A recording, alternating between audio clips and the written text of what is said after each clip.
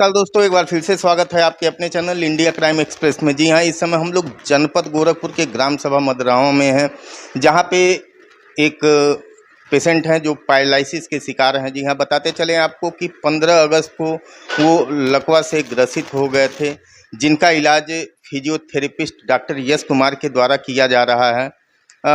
आपको बताते चले दर्शकों की पैरालिसिस बीमारी है जो न टहलने की वजह से, खान पान और भी कई तरीक़ों से, बीपी से, शुगर बढ़ जाने से, बीपी हाई हो जाने से, ऐसे तमाम तरीके हैं जिससे क्लॉटिंग हो जाती है, मस्तिष्क में क्लॉटिंग हो जाती है और पैरालिसिस के आदमी शिकार हो जाते हैं।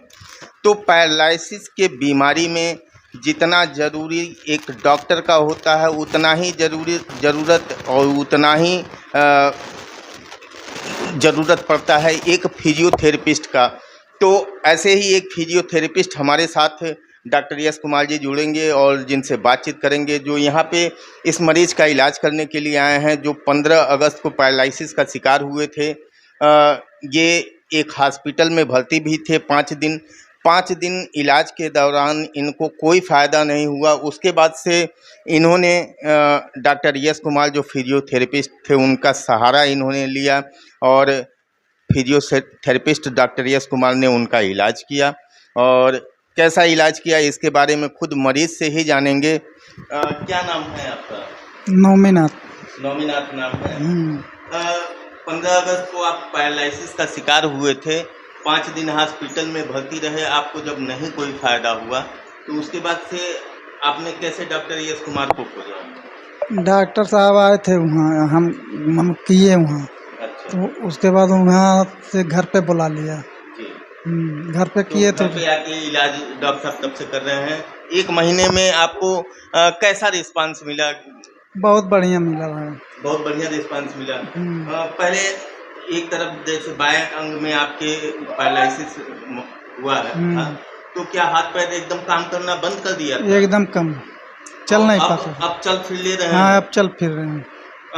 दर्शकों, तो फिजियोथेरेपिस्ट डॉक्टर यश कुमार के इलाज के दौरान जो मरीज हैं वो अब चल फिर भी ले रहे हैं। मरीज का कहना है कि वो चल फिर भी ले रहे हैं। अब इसके बाद से हम डॉक्टर यश कुमार से बात करेंगे और पैरालिसिस के बारे में अपने दर्शकों को थोड़ी बहुत जानकारी देंगे और पैरालिसिस ना हो इसके लिए क्या बचाव किया जाए और जिसको पैरालिसिस हो गया है उसका कैसे इलाज करना चाहिए, किन किन चीज़ों का ख्याल रखना चाहिए, इसके बारे में डॉक्टर यश कुमार जी से अब हम बात करेंगे।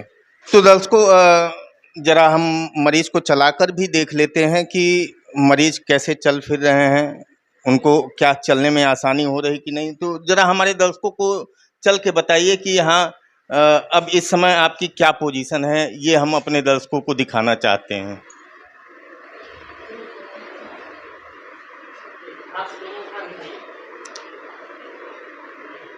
ठीक है, अब मतलब हाथ सब उठ रहा है आपका?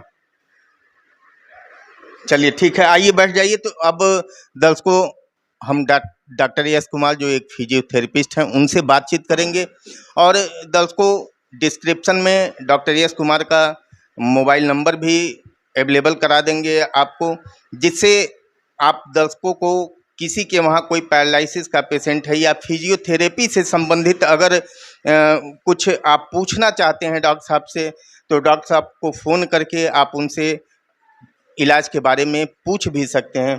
तो डॉक्टर साहब, बहुत बहुत स्वागत है आपका हमारे। बहुत बहुत धन्यवाद इतना टाइम आपको देने के लिए, महत्व अपना।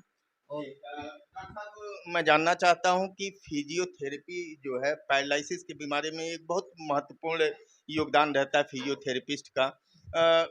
सबसे पहले मुझे ये बताएं कि अभी तक पैरालिसिस के कितने मरीजों का आपने इलाज किया है जो अब इस समय अच्छे से जीवन व्यतीत कर रहे हैं और चल फिर ले रहे हैं? देखिए, इसके अकॉर्डिंग अगर पूछेंगे तो लगभग आज प्रेजेंट के टाइम में अगर जोड़ के बताएं तो समथिंग 40-50 लगभग पेशेंट को रिकवर किए हैं। पैरालिसिस के केस को हम बता रहे हैं क्योंकि पूरा रिकॉर्ड है हमारे पास, और ऐसे ऐसे पेशेंट को ठीक किए हैं जिसका मतलब ठीक होने का थोड़ा भी चांस नहीं था। मतलब हमारे दर्शकों को बताएं कि पैरालिसिस ना हो, लकवा जैसी बीमारी ना हो लोगों को, उसके बारे में बताएं कि कैसे वो अपना ख्याल रखें जिससे कि पैरालिसिस की बीमारी से बचा जा सके। देखिए, पैरालिसिस होने का कई कारण हैं, ठीक है। उसका मुख्य कारण कुछ हम बता दे रहे हैं, जैसे हाई बीपी और शुगर हाई होने का अकॉर्डिंग, विटामिन B12 की कमी, विटामिन B3 की कमी, उसके विटामिन D3 की कमी, उसके बाद है आपका एक आ जाता है कोलेस्ट्रॉल। कोलेस्ट्रॉल अगर हाई हो जाता है उसके अकॉर्डिंग में हो जाता है, हॉट हॉट के अकॉर्डिंग। तो यही सब समस्या के अकॉर्डिंग ही होता है पैरालिसिस।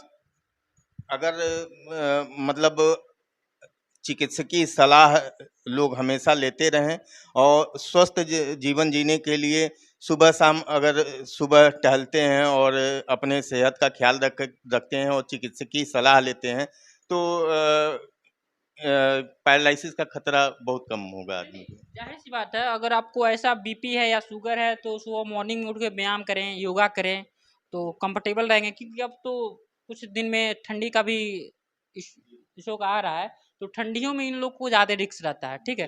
ठंडी में ही बचाव चाहिए, ठीक है। तो ठंडी में अक्सर उठ के योगा करें, गर्म पानी पिएं, जो भी है, ठीक है, और गर्म चीज़ ही यूज करें।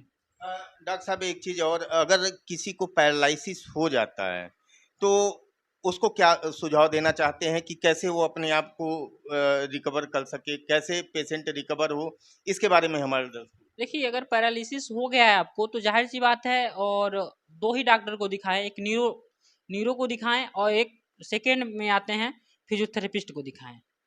यानी एक फिजियोथेरेपिस्ट की बहुत ही महत्वपूर्ण भूमिका है पैरालिसिस को ठीक कर।